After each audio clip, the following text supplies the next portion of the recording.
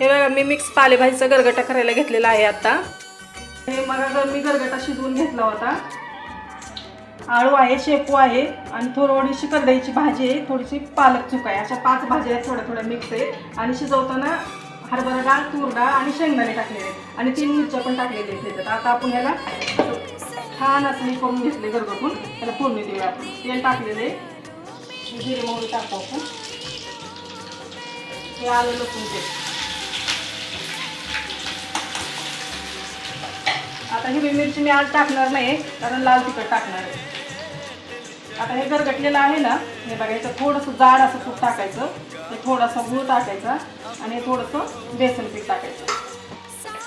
आता याच्यात बघा हे फोडणीला थोडंसं कढीपत्ता, हे अख्खा लसूण टाकलेलं आहे, पेस्ट पण टाकलेली आहे आलं लसूणची आणि अख्खा लसूण पण थोडंसं टाकलेलं आहे. गावरान असल्यामुळे छान चव लागते आणि तळल्यामुळे एवढं काही दाताखाली येत नाही आहे. आता हे थोडंसं हिंग टाकू आपण, तिखट वरून टाकू, थोडीशी हळद टाकून घेऊ. दरवेळी हिरव्या मिरचीचंच बनवतो पण ह्यावेळी म्हणलं आता वेगळं काहीतरी लाल तिखट टाकू आपण. हिरवी मिरची सारखं सारखं नको.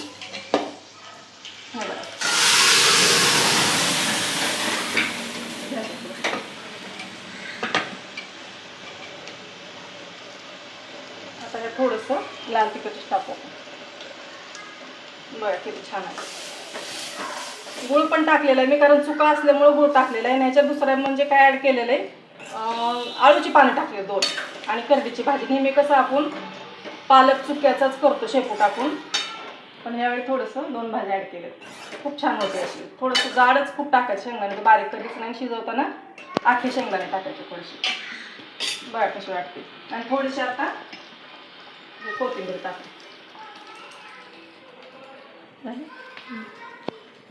छान झालं.